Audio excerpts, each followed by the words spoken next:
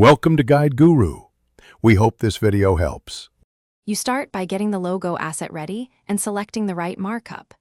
Use an inline SVG when possible, because it lets you add area attributes and style parts directly.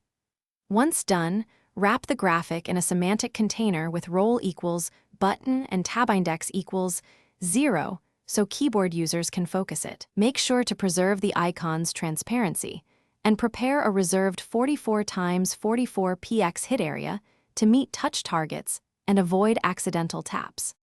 Now you wire up behavior with CSS and JavaScript. Apply cursor, pointer, and an accessible focus style. Use padding to guarantee the 44 x 44 hit target. In JavaScript, attach both click and keydown listeners so enter or space triggers the same action. This ensures parity between mouse and keyboard.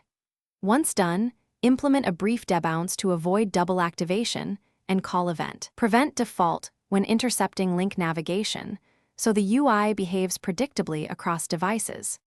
Finish by adding visual feedback and running focus tests. Add a press state using CSS transforms or animated SVG fills so users see when the button is active. Then, test with keyboard navigation, a screen reader, mobile touch, and high contrast settings to catch accessibility gaps. Once done, deploy.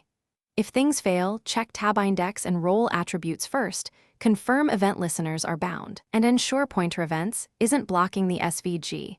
That single check often resolves invisible click issues. Thanks for watching. Consider subscribing if we helped you today.